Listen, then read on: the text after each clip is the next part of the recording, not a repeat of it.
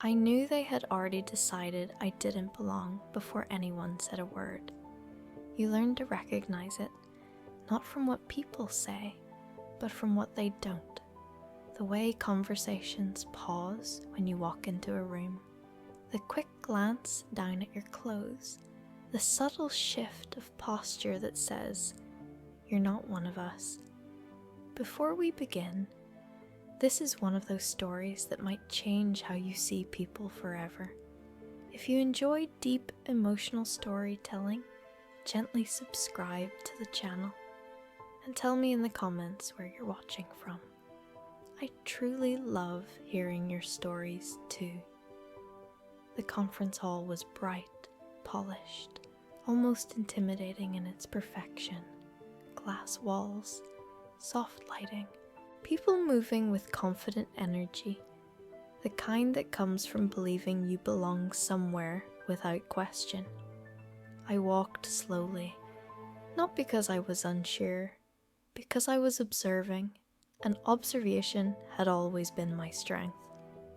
The registration desk stood near the entrance, surrounded by small groups of professionals laughing quietly. When I stepped forward, the woman behind the counter barely looked up. "Name?" she asked quickly. I gave it. Her fingers moved across the keyboard. Pause. Another glance at me. Longer this time. "I don't see you on the list," she said. Shock point. Her tone wasn't curious. It was certain.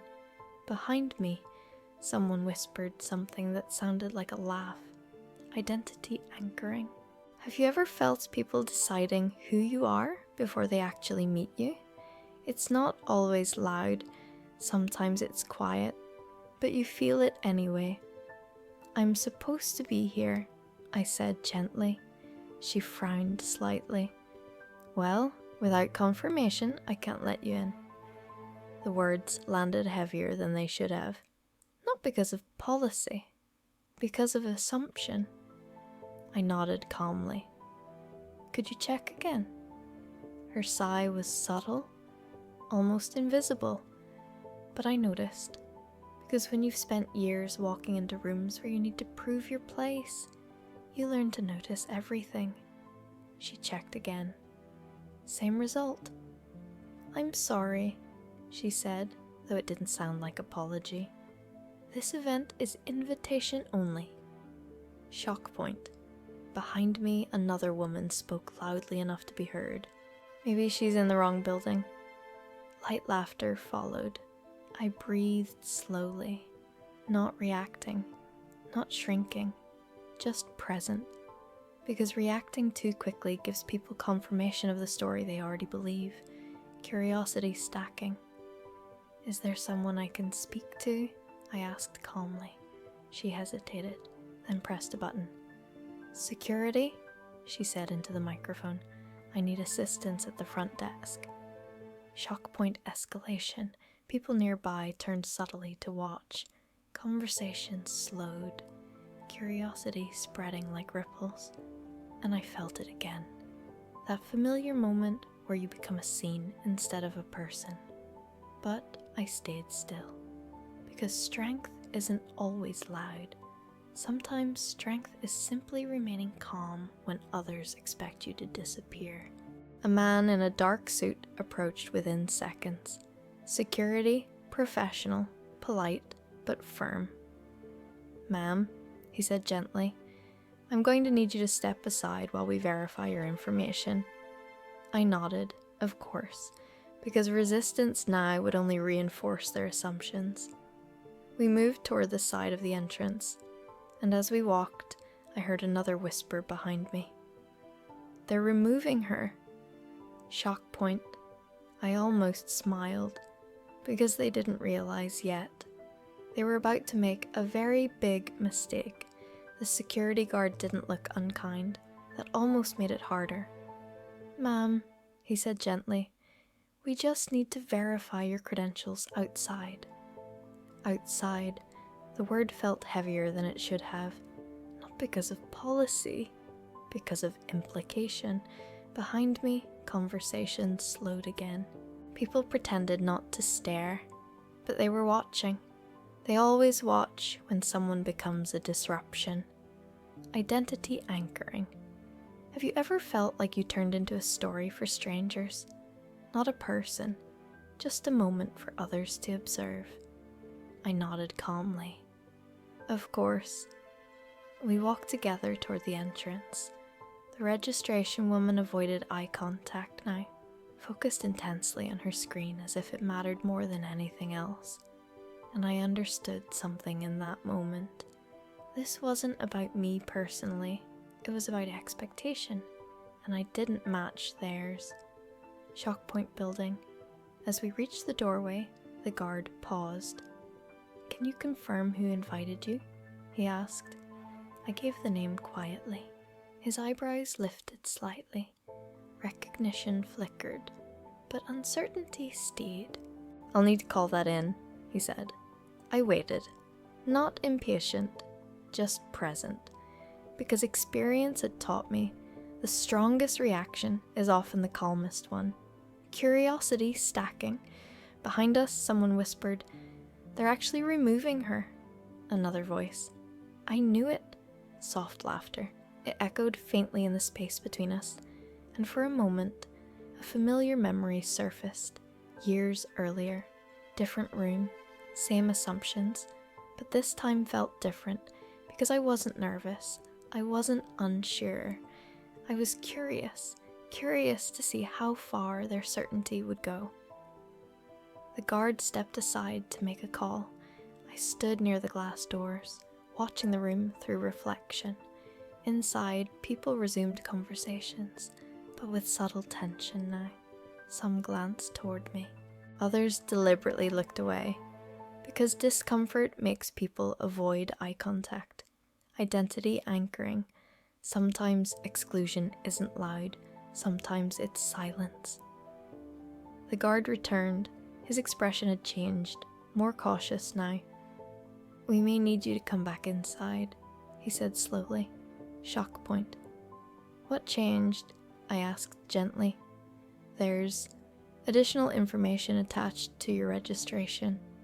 His tone carried uncertainty, curiosity stacking. We walked back toward the desk. The registration woman looked confused now, clicking rapidly through screens. "I don't understand," she murmured. Then she froze. Shock point. "Oh, just one word, but heavy." She looked up at me differently now. Not dismissive, careful, respectful. "I'm very sorry," she said quietly, and suddenly the entire room felt still again. "What happened?" the guard asked. She swallowed.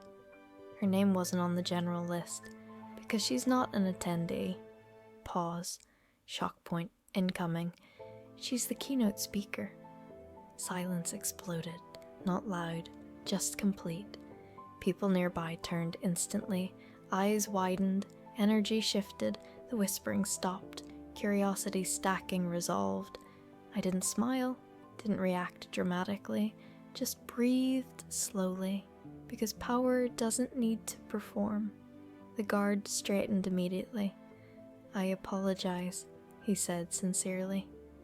"You were doing your job," I replied gently, and that surprised him, because he expected frustration, not understanding, dopamine emotional payoff.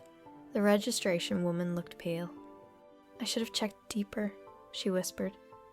"Yes," I said softly, "but this moment isn't about blame." Shock point emotional. It was about awareness. An event organizer rushed toward us, slightly out of breath. "There you are," she said warmly. "We've been waiting." Her tone shifted the entire atmosphere. Now people looked at me with curiosity instead of judgment, respect instead of dismissal, identity anchoring. Have you ever watched people change how they treat you the moment they learn your title? It says more about them than you. She guided me toward the stage area, and as we walked, conversations followed. Not whispers anymore, questions, recognition. but I remembered every moment from earlier, not with anger, with clarity, because moments like that revealed truth. Standing backstage, I watched the audience quietly. The same people who doubted me earlier now sat expectantly, listening, waiting. Transformation had already begun, not because of authority, because perspective shifted. The organizer smiled. "You're on in 2 minutes." I nodded and felt calm, not nervous, because the real speech had already happened. In the hallway, at the registration desk, in the silent moments where people revealed themselves, shock point, emotional reflection. When I stepped onto the stage, applause filled the room. Polite, professional, but different from earlier energy. They knew now. I paused at the microphone, looked across the audience, and saw recognition. Not just of me, but of themselves. Curiosity stacking. I almost didn't make it into this room today. I began gently. Laughter rippled nervously. Some faces flushed. I wasn't on the list, I added.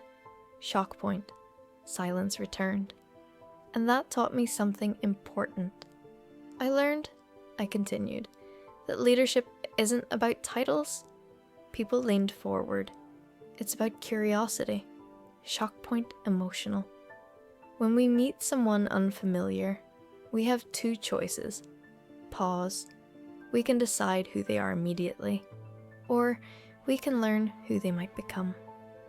The room felt still, deeply still, because they understood. After the speech, several people approached me quietly, not with forced apologies, with genuine reflection. The registration woman came last. "I'm really sorry," she said softly. I thought I was protecting the event. "I know," I replied, "and you gave me a powerful opening story." She laughed nervously, relieved, growth replacing shame. As I left the building later that day, sunlight felt warmer than before, not because the world changed, because awareness did. They tried to remove me, because they didn't recognize me.